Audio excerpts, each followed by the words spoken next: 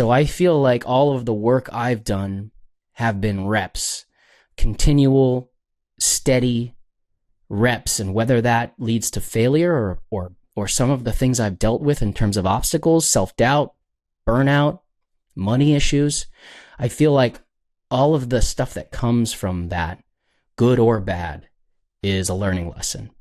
And it's just another tool in the tool belt in terms of how nimble and how lean and how, I guess if we're going to run with the boxing analogy, how in shape you are when you get your championship fight, right? How ready are you to produce your passion when they give you the big budget? And are you ready to go and take it and know what to do with it? I feel like I am, and I just have to get to that point with my passion projects now.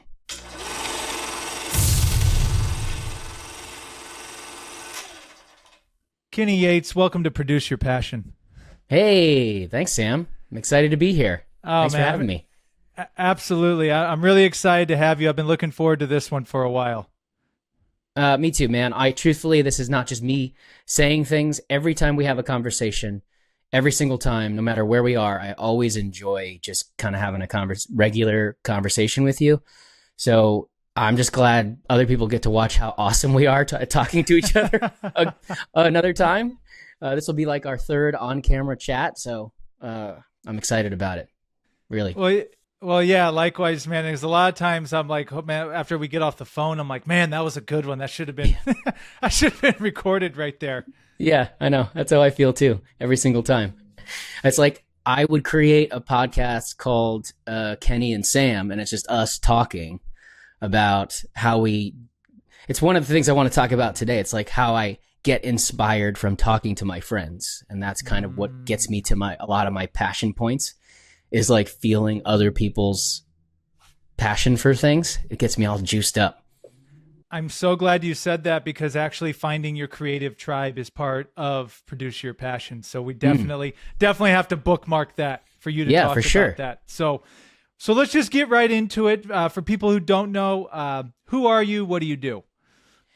Well, my name's Kenny Yates. I am an actor, a voice actor, a film director and film producer, and I've been in the entertainment industry since 1999, when I was on a kids show back in Boston, Massachusetts. And so I think to really whittle it down, I'm somebody who's just worked in the entertainment industry for a long time, and it's where a lot of my passions live. Okay, excellent. And what is your Produce Your Passion story? I know you have several of them, but in a nutshell, what are some of your passions that you've produced, and what's your story with that? Well, we kind of talked about this a little bit while we were gearing up for the podcast. I don't necessarily feel like I have permission to be on this podcast. I've never truthfully, other than a short film in film school that I never finished, have produced something I would call directly my passion, right? I feel like my Produce Your Passion story at its current point has been helping other people produce things that are quote unquote their passion, so that some of my passion has a playground, right? Like a lot of my passions are acting and directing. Those are my two mains. So I think my Produce Your Passion story sort of is at a crossroad in a way, where for the last couple of years, I've been trying to find ways to produce more of what I would call my passion projects. I've worked a lot for other people. And right now, I think I'm currently producing 3 projects that are a little bit closer to my heart in terms of things I want to get done for the first time, and making progress on those. And I think the closest I've actually gotten to producing something that's more passionate for me was a movie that I just finished post-production on. I was a producer on, but I was one of the lead actors on, was a feature film called Before Never, which we've talked about a little bit already. And that was like truthfully producing something so that my actor passion had a place to play. And so I think that so far is the closest I've gotten to truthfully and fully taking action on something I'm passionate about. No, I appreciate that honest breakdown. Well, because it is important. And like, I've talked about too, when you do go on your produce your passion journey, it's not like just 0 to 60 for everybody. A lot of people, you're learning a bit, because I want to paint the picture for people too. Like, you've done a lot of work and a lot of the film industry and significant projects. So could you talk a little bit about, like, when you do help other people's produce their passion, how you are working on your skill sets and giving yourself education, and how that's fueled you to get to that point to produce your passion? Yeah, I think I truthfully believe that everything you do is something that leads you to the next thing, right? Like, I have this crazy story that people can probably go watch an episode that I've made with you on your other podcast, about how every single piece of my journey has been connected back to that kids show that I mentioned at the top of this recording. I've directed a couple of movies in the last couple of years, feature films that have had big actors in them. One with Tobin Bell, the guy who plays Jigsaw in all the Saw movies. I directed a Christmas sort of drama with Michael Madsen and Tom Arnold. And I feel like everything that I did sort of led up to those opportunities. And I feel like I am sort of able to find a passion point, which is just making movies, in every single thing I do. Absolutely. Whether that's AD work, or whether that's PA work, or whether it's cinematography or camera operation, or producing movies for other people and other people's companies. There's something in each one of those things, and all of those things I've done professionally, where I can hone some of those skills so that I can carry all of that passion that I'm creating for other people, and use that as tools to make my stuff even better, or learn from, so that when I actually do my things, I feel like I've had enough reps. Like, I've had enough. I was listening to this episode of a podcast that I listened to, and one of the guests on there say, if you're a boxer and you want to go into the ring, you can study and read and know every punch name and know every move and know what you're supposed to do and how you get points and all the things you're not supposed to do. But the minute you get into the ring and you've never actually had a fight and felt the sweat and your heart pound, and punches are flying at you, and you have to know how to duck and how to move at the right moment. If you haven't done reps, you're not going to know how to do all those things. So I feel like all of the work I've done have been reps, continual, steady reps. And whether that leads to failure or some of the things I've dealt with in terms of obstacles, self-doubt, burnout, money issues, I feel like all of the stuff that comes from that, good or bad, is a learning lesson. And it's just another tool in the tool belt in terms of how nimble and how lean and how, I guess if we're going to run with the boxing analogy, how in shape you are when you get your championship fight, right? How ready are you to produce your passion when they give you the big budget?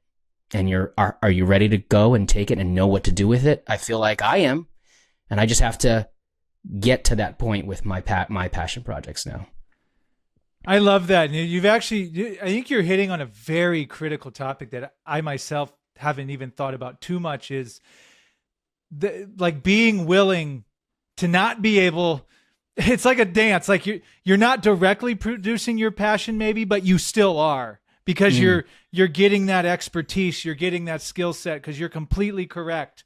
And I would like to talk to you about working with films and making them happen on lesser budgets, because I would say most people, if you were to hand them $1 million, maybe even $100,000, they wouldn't even know what to do with it if you gave it to them.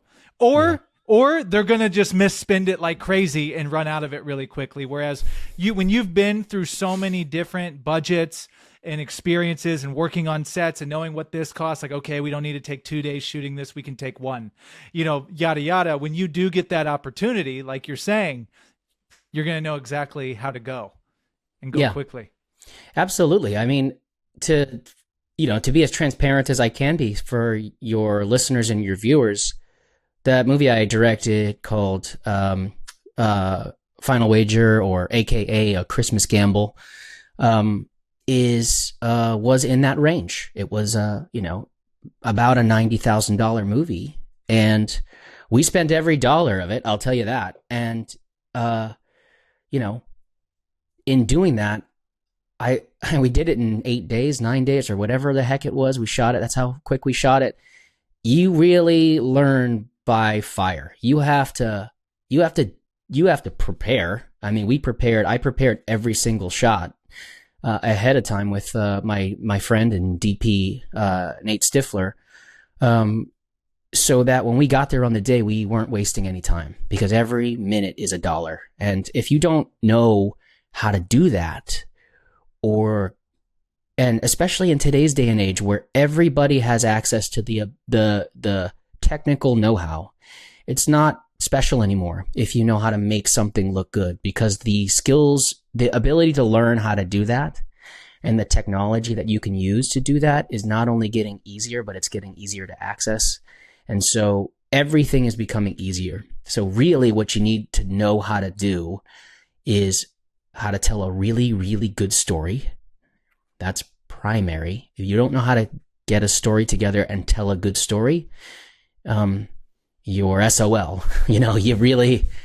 That's what you got to focus on, number one. But then you have to be able to execute on it in a way that fits what today's lean budgets look like. And I don't know if a lot of people really are prepared for that battle. And I feel like I'm a little bit ahead of the curve on that battle. Yeah, no, absolutely. And I want to backtrack a little bit. And I know we've had this conversation on the other podcast, the Sam Dever podcast. If anyone wants to go look that up with Kenny Yates, both episodes are phenomenal. But what was it inside of you that made you take action to at least start your path of producing your passion? Meaning, acting and film directing and all of that. You knew you wanted to be involved in all of that. What was the thing that really made you take that first step of action of like, okay, I'm actually going to not dream about this anymore, not fantasize about it. Let's actually start and begin this path? I feel like I have two answers, and I'm laughing because one of them is ridiculous. Okay. And I'll do that one first. The first reason I did it, how I did it was ignorance. Like, I was dumb, right? I didn't think. It's what I knew I wanted to do when I was younger. And I was like, okay, what film school can I get into, and how do I get to California? That was essentially it, right? And the Art Institute came to my high school one day and just said they had a film program, and I applied. And it's basically like a pay-to-play school, right? You pay some money, whether that's out of your pocket or from student loans, and you go and you're there. And I honestly was an actor as a kid on a show, and I was doing acting leading up to getting that show. And I kind of fizzled out of the cute phase of the cute young kid actor, and I needed a creative release. And I was watching a lot of DVDs at the time and consuming a lot of movies, classics, and things like that. And all of the behind the scenes stuff on DVDs that you used to be able to watch back in like the primo DVD days inspired me to like understand that was my passion too. I had gotten a taste of like that crew life, that camaraderie on set when I was a kid. And then I saw that translated, but on the movies I loved, and realized that there were people doing that. And so the stupidity and maybe ignorance and just blissful ignorance made me just leave home and go to film school and take out loans and say, I'll deal with those problems later, and just get it going. Right. And so that's the first answer. The second answer that maybe fits more with what people want to hear is I felt a draw and an urge to create movies. And when I did my own things at home with my little camera, my little computer, and cut them together and had people watch them, and people watched them because I was on the kid show Zoom for a little while. So I had an audience, and showing it to people, it gave me this feeling of like, wow, it gave me the feeling. exactly what passion burns from. That's why you have a fire logo in your produce your passion, right? Right, exactly. And it's usually around that spot is where you feel it right there. I felt it right there and right in the gut, that flame of, whoa, this feels good to show somebody something that I didn't. And whether they like it or not, they're watching it, right? And that excitement. And so when I realized that's what I wanted to do, I just left and went out and tried to chase it down. And that was the first action I took, which was leaving home. Sorry, parents. I love you very much. Thank you for all your support. I'm sorry I left you so many years ago. Anyway, so that was the first little fizzle, the little burn of passion. No, I love that. Thank you for sharing that. I'm smiling because when you said we'll deal with those problems later. Yeah. I'm not bragging about this, but I have done that more than once. Yeah. And it is, but it's interesting though, it's an interesting thing to touch on but how many of those quote unquote problems prevent most people from ever taking the risk? Yeah, no, absolutely. And that's one of the obstacles that I sort of still deal with, right? It's a big one for me that sort of falls under my, a couple categories like self-doubt and fear of failure. I dealt with the fear of failure so much for so long. It stagnated me in my acting. It stagnated me in my film career. I remember I came out to LA wanting to be a director, and when I left, I was telling people I would direct my first feature by 35. I will, and I believed it when I said it. I said it out loud and I believed it. But there were steps along the way of self-doubt and that fear of failure that pushed me from finishing before that. So I think a lot of people struggle with that, and I don't think they realize that it's the failures, it's the punches in the face when you're taking your reps in the ring that make you realize you're strong, your jaw and your teeth are stronger than you think. You're not made of glass, and it's the failures that let you know how to build and grow and continue. And I think the reason I've maybe worked so much in the last few years is because I not overcome it. I still feel it, but I care less about failing in things. I care less than I did before. And I a lot of that stems from just, I don't know, maybe childhood and having a fear of failure from then. But I feel like I at least broken through the first barrier of that fear of failure wall. And so I think for a lot of people, they just, it's hard. It's hard to take those first actions. I know it's a very long-winded answer to what you said, but. No, that's perfect. You actually segued us perfectly, because my follow-up question was, what are the obstacles you've encountered along the way, and how have you overcome them? So I think you already named a mental obstacle, but there's also financial obstacles, emotional obstacles. Are there any other obstacles that come to your mind, and like, how did you overcome those, or what are the tools that you use to overcome them? I think I'm still truthfully building and collecting my toolbox in terms of overcoming obstacles. As much as I have done, I still have this sort of massive self-doubt and we talk about it all the time in terms of imposter syndrome and not feeling worthy of what I've done. And I'm not somebody who usually likes to expound or brag about the things I've accomplished. I don't feel like I've accomplished things up to the scale in my brain. So I'm still dealing with a lot of those obstacles and trying to figure out ways creatively to overcome them. That being said, I feel like I've made strides a lot. And some of the things that I deal with are, and have dealt with recently, is like burnout. And I think a lot of the burnout comes from all this work I've done and not actually being fully connected to it in a passionate way, like I'm trying to do now, and trying to find what stories are important to me and why.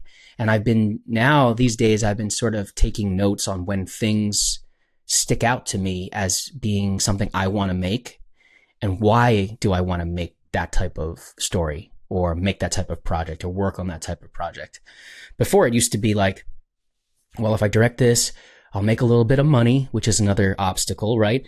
And I'll also be working on something that is creative, and I'll just work on it. And I've got points on the back end, and I think I'll get some money from it. And I think that's sort of great when you're taking your reps, but when you're chasing your championship fight now, you have to be a little bit more choosy what opponents you go up against, because you got all these skills, and now you're actually trying to make steps to.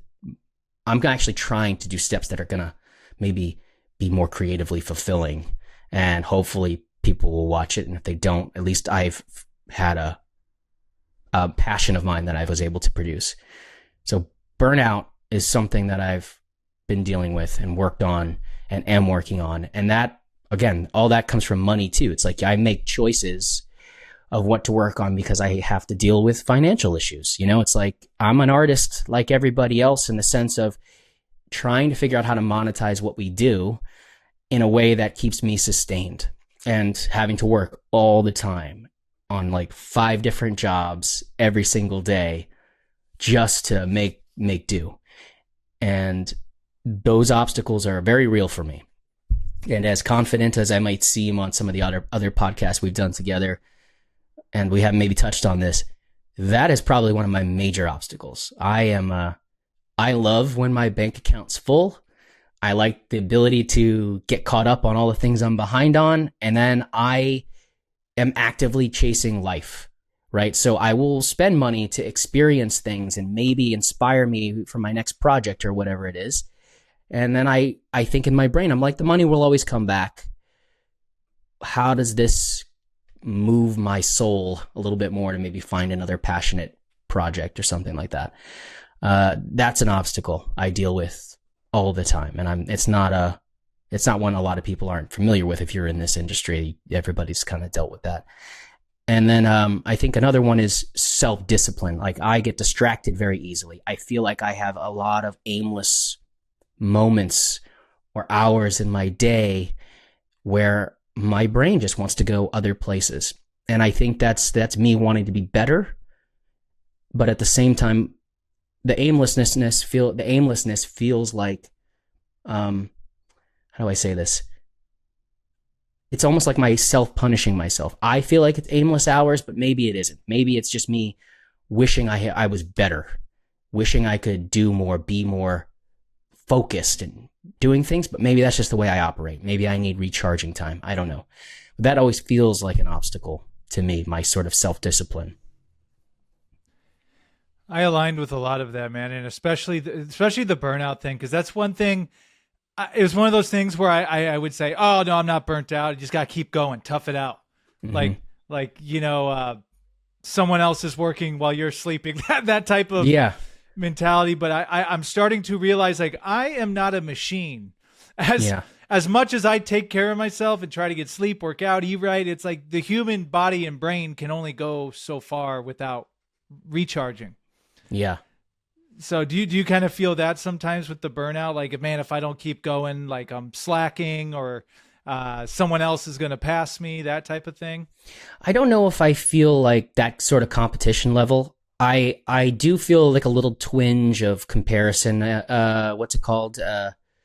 That problem. I can't remember what it's called. The comparison problem. When you're comparing my life to other people, when I see them having success, and I'm super happy for my friends who are successful, but at the same time, I'm like, man, I should be reaching at the same pace that Sam's reaching at, and treating my body the same way Sam's treating his body. And like, I should be doing all these things for myself, but I don't feel like I'm in competition with anybody in that sense. Like I'm losing moments because I'm taking moments for myself.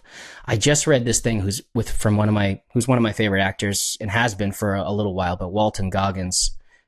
He did an interview where he talked about he doesn't really like socializing as much as you kind of need to in our industry. And for every like 1 hour of interacting with people, he needs like 2 hours of recharge time.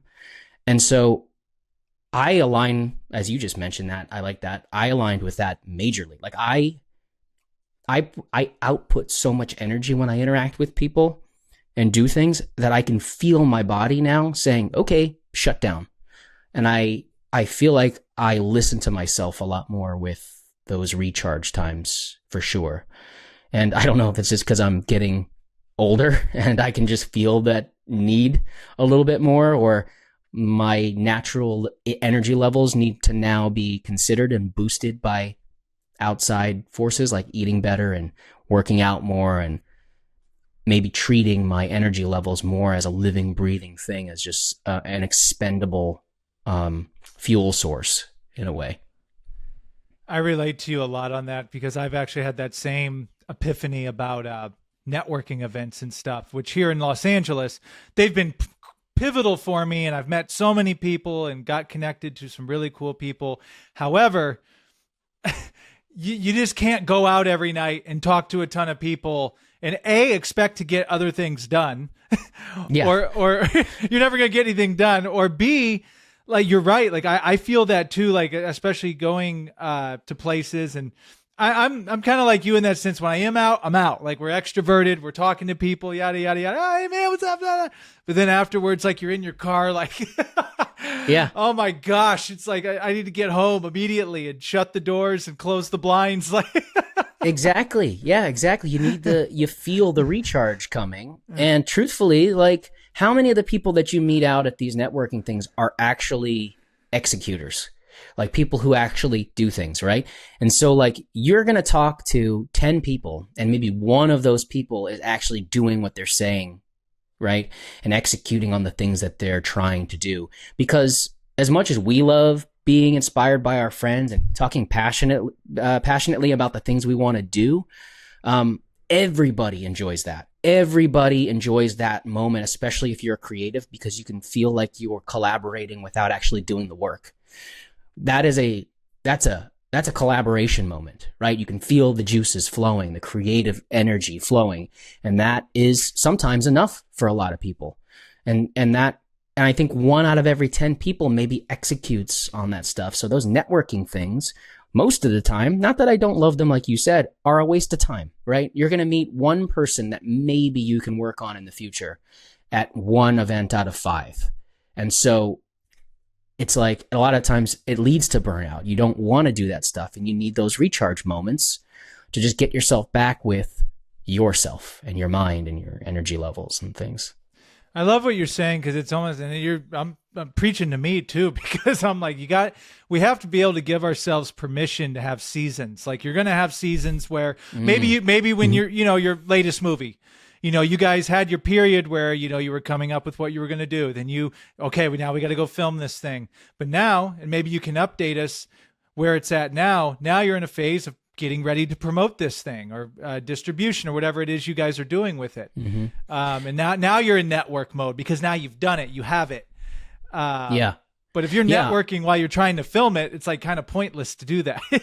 It's, you know what? And that's something I'm learning too, as I'm not an authority on the business of the filmmaking yet. Like, we've been talking for 2 years, 3 years about this. I'm still learning so much about, one, just filmmaking in general, and how you make things with people, and how you collaborate with people and get things done in a creative way with a group of people that ultimately become a little bit like family, and how you work with everybody in that sense. But also just the sheer business side. Like, the thing we just finished, it's called Before Never.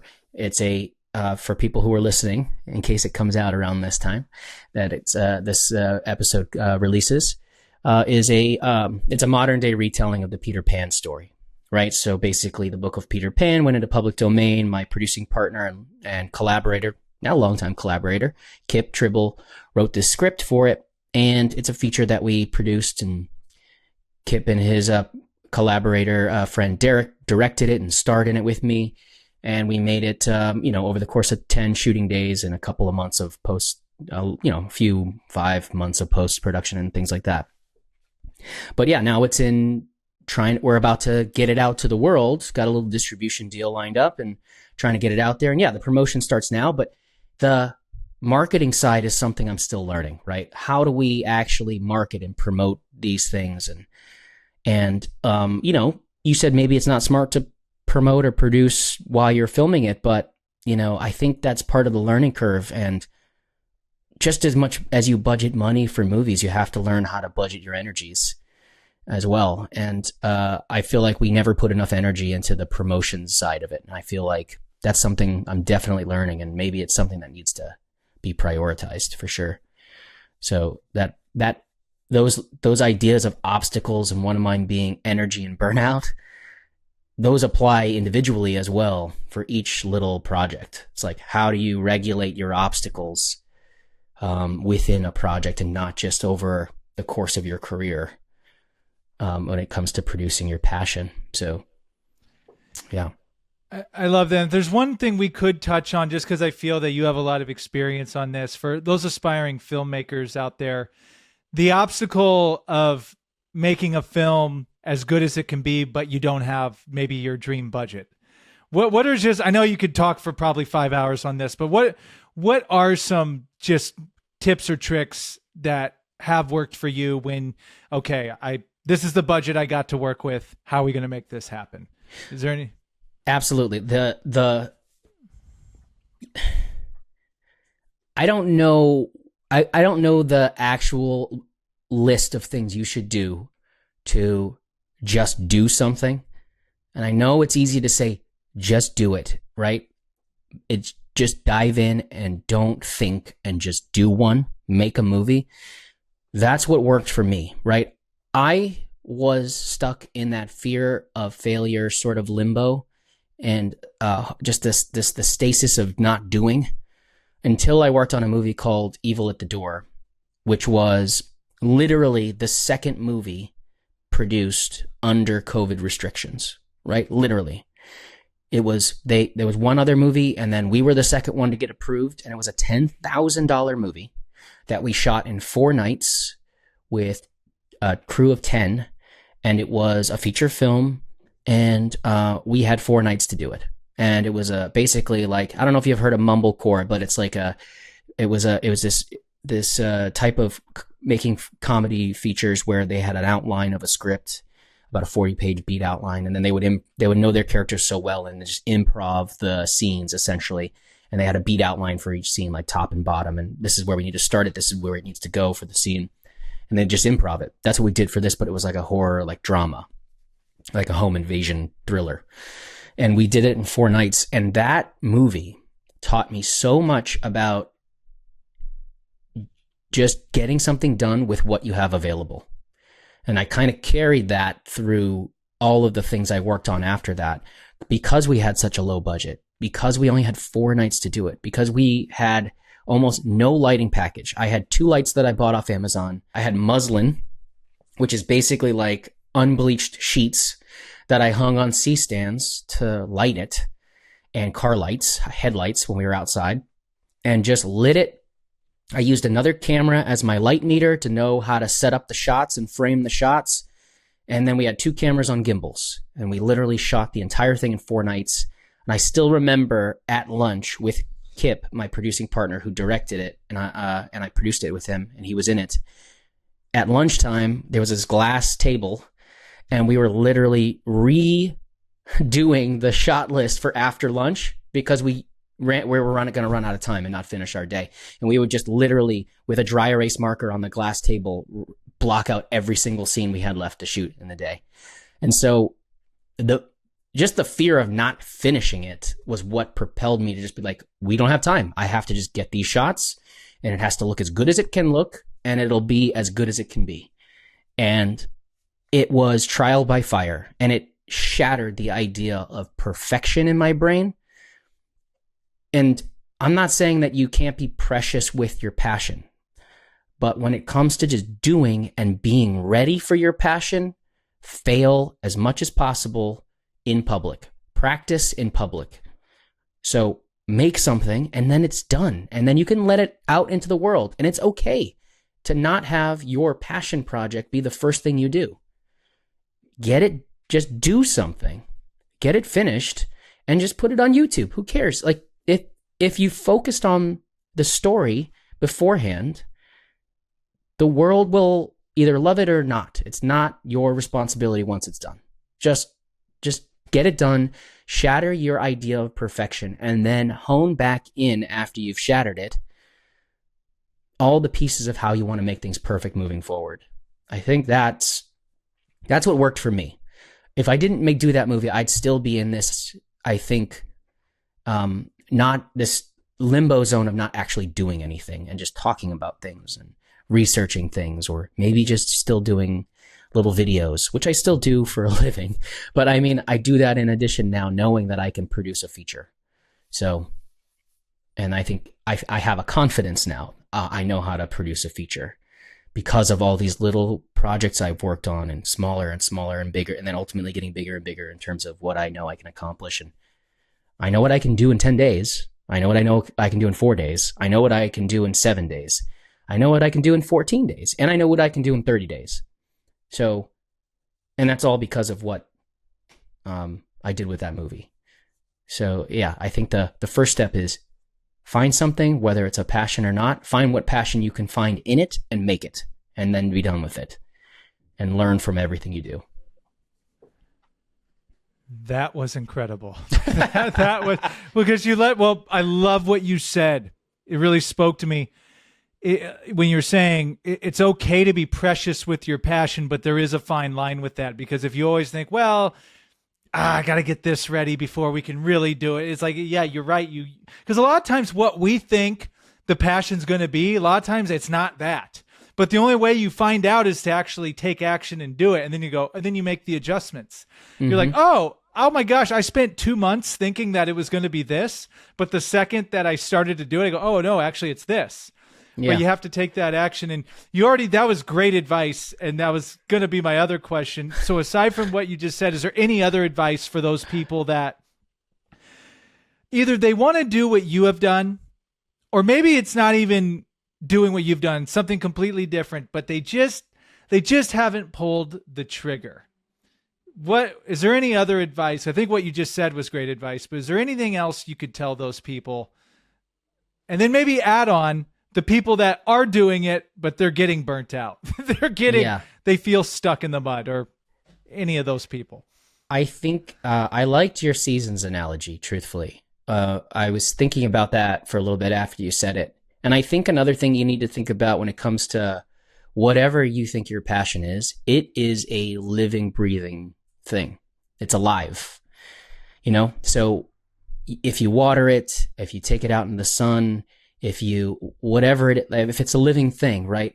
It's going to have moments where it's feeling really great and then it's not feeling really great, and it looks really good. And then sometimes it doesn't look really good. And I think what people can do to help them get going is understanding that your passion isn't just going to be this thing that's going to make you feel good all the time. It's not just going to make you feel like you're doing the right thing all the time.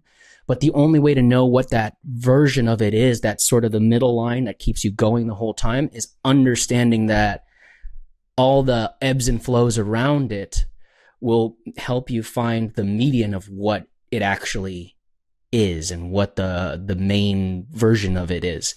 But it is living and breathing. It's a thing that's gonna go through its ups and downs just like you. And you as a person have to understand that and respect that.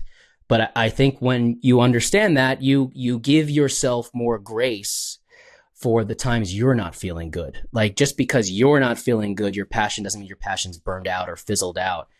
And that sort of, if it's something you truthfully want to have happen, it'll still push you to move, whether you want to move or not. I think that's a good guiding factor and a good compass to follow. Just let it be what it's going to be, and then see how you react and how you feel with all the things that are happening. And it'll help you understand it better and grasp it. And I don't know, maybe that's too vague, Sam. I don't know. No. You touched on something very, very, very big that no one said. And I just had an epiphany when you said, talk about emotion, because in the book I wrote, Produce Your Passion, I talk about just because you're not feeling it, quote unquote, that day, that doesn't mean it can't be worked on. And I think there's a line with that, with especially us as artists. Like, look, if you're forcing it too much, but I can't remember, there was some writer that said, how do you become a good writer? He's like, write 200 crappy words a day. And he's like, when you force yourself to write the crappy words, well, it unblocks you and all of a sudden you start flowing again. But I love how you said, just because you're not feeling it that day doesn't mean the passion has burnt out. That in itself is huge. I never even thought of it like that. Cause I have days like that too, where, oh man, like this doesn't, cause the novelty of projects, it's always fun in the beginning. Yeah, we're going to do this. And everyone's on board. And you day one, it's like, but then, talk to us on like year 2 or whatever it is you're doing. It's like those feelings go away. It's the honeymoon stage goes away. So I think you're uncovering something really, really big, but that doesn't mean that you're still not feeling it. We're humans. We feel emotions. Yeah. So it's just kind of having that discipline and awareness to understand that, hey, I'm not going to be like happy-go-lucky about this every single day I do this type of thing, if that makes sense. That's what you reminded me of. I guess it leads to the stick-to-itiveness and self-discipline to kind of just do it every day. And that writer's analogy is a great one. It's just, you have to just help yourself get out of your own way and just let it happen by doing. And, artists aren't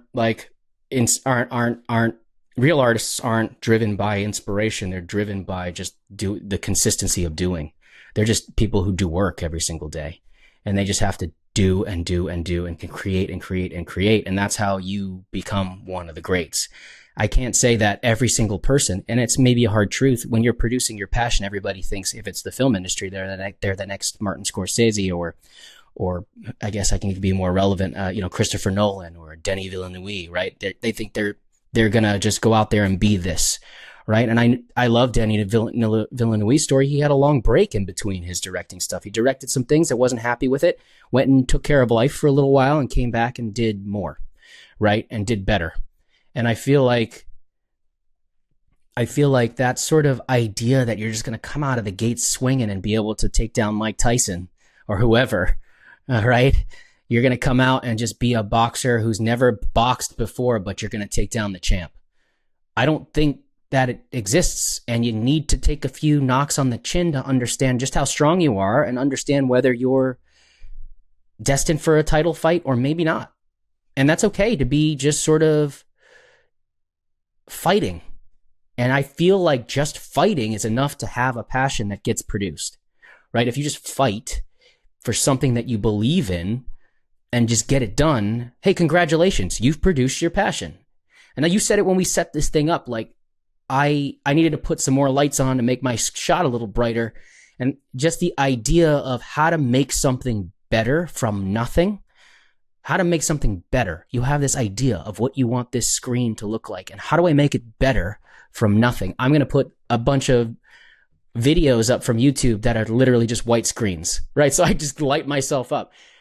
If I didn't say that, maybe you said, oh, his lighting setup's really nice. No, it's white screens on YouTube that I'm playing on 2 different monitors to give myself fill light and this and then sunlight. And that's it, right? But you said that's producing your passion. It's figuring out a way to make something better with what you have. And now it's done and it's out there. And guess what? You've produced something you're passionate about. I love that. And that's exactly what it is. Just the willingness to fight and make it happen whatever means necessary. Boy, you have given us some gold, my friend. I love that. Yeah, that's a veteran filmmaker right there. It's like, oh, we need some better lighting. Watch this. Do. Yeah, right. Yeah. And then you can change it. Like it can change the time of day if I just move this thing across here. Man, I love what you said there about, because you're right. Some people, produce your passion isn't about becoming, oh, I'm going to be number one. For some people, it will be.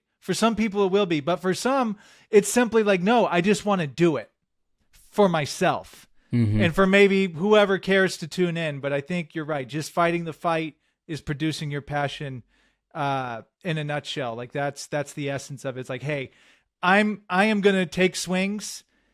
I'm not waiting for, that's why it's produce over pursue your passion, because pursuing, it's more lackadaisical. It's more, well, if I just kind of start doing some stuff, maybe something will happen. It's like, no, when we produce it, we're going to make this happen. And we could be the only person standing there at the end. No one cares, but at least we get to do it. So Thank you for giving us all your knowledge and expertise. And we'll get to a last word here, but for anyone that wants to check out your work, look you up, the movie that you guys have coming out, Before Never, where's everywhere people can check you out online and check out your movies and everything like that? Yeah, I think a lot of my stuff is just on my website. It's just kennyyates.com. It has a link to my production company, which is just Cage Entertainment, which is just all of my initials, entertainment.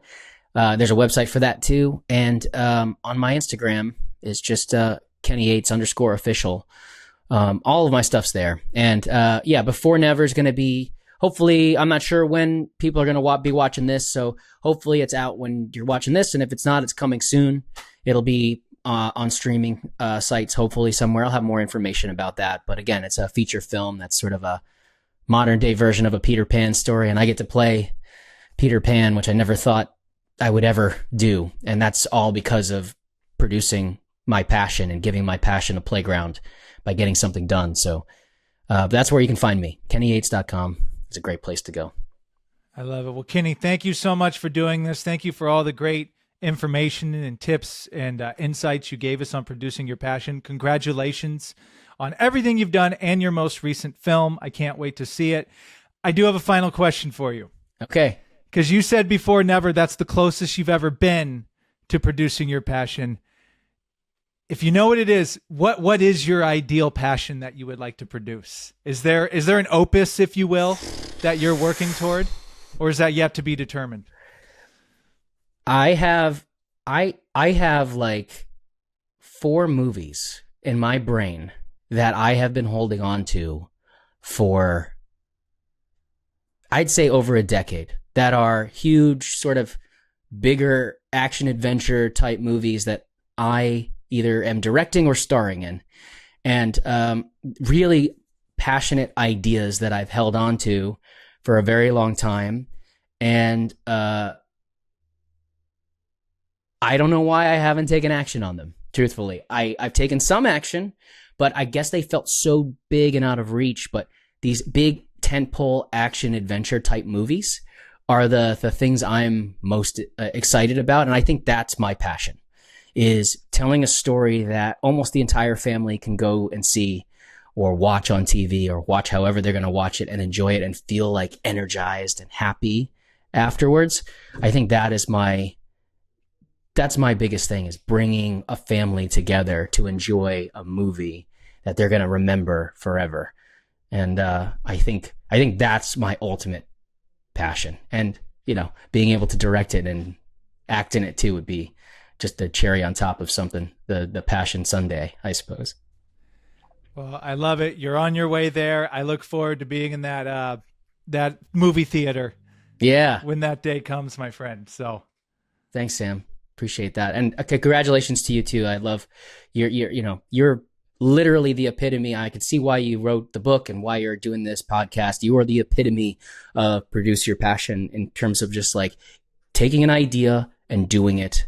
And I've seen the Sam Dever podcast grow from something you filmed and did just yourself every maybe month or so, or a couple months, and to a every week sort of thing. And now I love that you're reaching for, you know, bigger and better, greater people to talk to and learn from and grow from for your shows.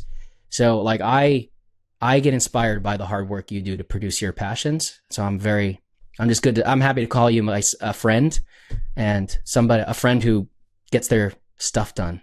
So I appreciate you. Likewise, my friend. And I'm sorry, I don't know if you have a couple more minutes. I totally forgot the creative tribe. Like how important it is to have people in your life, like such as yourself, that get the language, that are going through the similar struggles. Can you, any final things, can you talk about that? Like how important it is to have people in your life that are on these journeys, similar or maybe different, but still understand what you're going through? Totally. It's your entertainment relationships that carry you through the tough times, that you are celebrating with when you've accomplished something, that you are in the trenches with when you're working on a project and come out the other end either stronger, always stronger, but maybe beaten down a little bit. And it's the people you laugh with.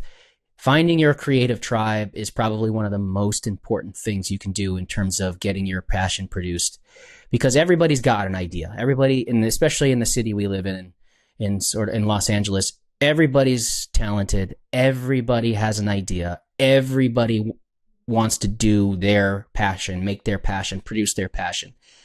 And so, you got to find somebody who you just get along with and can be a friend with first and foremost, and want to spend time with, because it's your friends that you spend time with in the bad, the good, and the good, the bad, and the ugly in terms of producing your passion.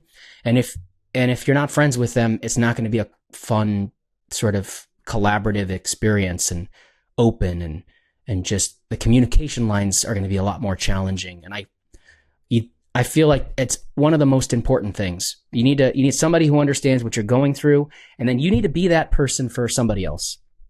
It's very easy to support people and clap for them when they've worked hard and you're seeing a finished product of theirs. It's not as easy to cheer and be a shoulder to lean on, or somebody they can count on when they're going through a tough time. It's harder to be that person for somebody and to support them and build them up when they're building. And it's you have to be that too. You can't just be somebody who takes from the friendship. It's a relationship. You have to give it. Just like your passion, it's a living and breathing thing. And I think your friendships are crucial to getting yourself to that point where you feel like you're creatively fulfilled. It is a collaborative industry.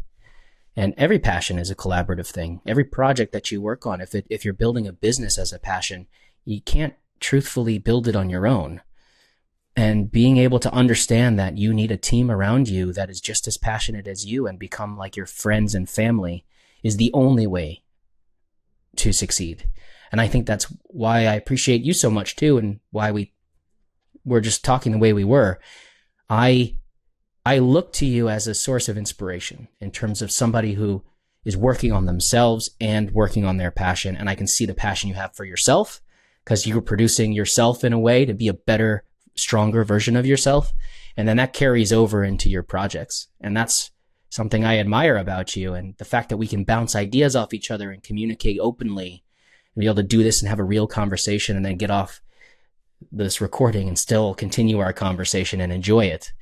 It's something you really need to protect, because not everybody in this business or any business is a real person. So when you find people like that, you have to hang on to them and get a little tattoo for the tribe or whatever that you would get. But yeah, it's crucial element for sure. Well, I got to say, first of all, dude, thank you for saying that. And I echo the same sentiments. Like, you're a genuine guy. Your energy is paramount. Every time I see you, you're upbeat, you're positive. It's contagious. And same thing when I see you on set with Tom Arnold and Michael Madsen and all these people, I'm like, all right, that's awesome. You get it. And it's like, all right, Sam, let's go. Like, yeah, let's go. Right. Let's do this. Like, let's get pumped. I'm getting pumped right now. But you said something very, very, very key: real relationships. In a place like Los Angeles, because it's so funny you say that, because I've been thinking about that. I'm like, I want real relationships. And I know this city in particular, and I won't make this all about this, but it's like, a lot of people, oh, it's who you know, and you gotta just meet people at parties, and what can you do for them? What can you do for me? And I'm not saying that some of that's important sometimes when you do meet a genuine person where you guys can like work together, but it's a long game. It's a marathon. I don't want to be fake with people. Like, if I vibe with you, I want to vibe with you. I don't want to fake like I vibe with you, just trying to get something out of it. It's just not good for anyone. So I really gravitated toward what you said, like real relationships, because I look at my Los Angeles circle and I'm like, yeah, these are all people, like, whether we ever work together or help each other in any way, I'm going to be friends with them no matter what. Yeah. And I think when you feel comfortable with somebody, your creativity can flow more openly. So you ultimately, if you find the people that you can just sort of love in like as a friend or a very close friend, or however, that you can cherish the friendship because you can be more of your authentic self, and your more authentic self is what's going to make your passion project better. Being truthful with yourself, what you really want, the stories you really want to tell, those come out when you're having conversations with people and when you're working with the people that you feel like you can trust. And in an environment of trust, everything works. Everything works. And producing your passion would just naturally come out of a trusting friendship environment when you're trying to make something, for sure.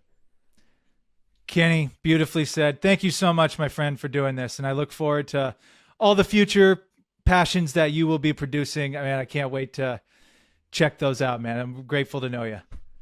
Same here, Sam. Thanks so much. Appreciate it. I appreciate being here. And thanks for the opportunity to talk with you. Again, I look forward to the next one. Hey, we're just getting started, man. This is just the beginning. Like we think we're to the end when we haven't even started. So yeah, right. Hopefully, maybe I'll run your Q&A at your Opus film. If you want to be there doing that, you're the guy. Let's pinky swear digitally that's what's going to happen. I'll run the Q&A with the mic and to talk to you guys about how you did it. So heck yeah. All right. Sounds all right, great. brother. Thanks. Thank you.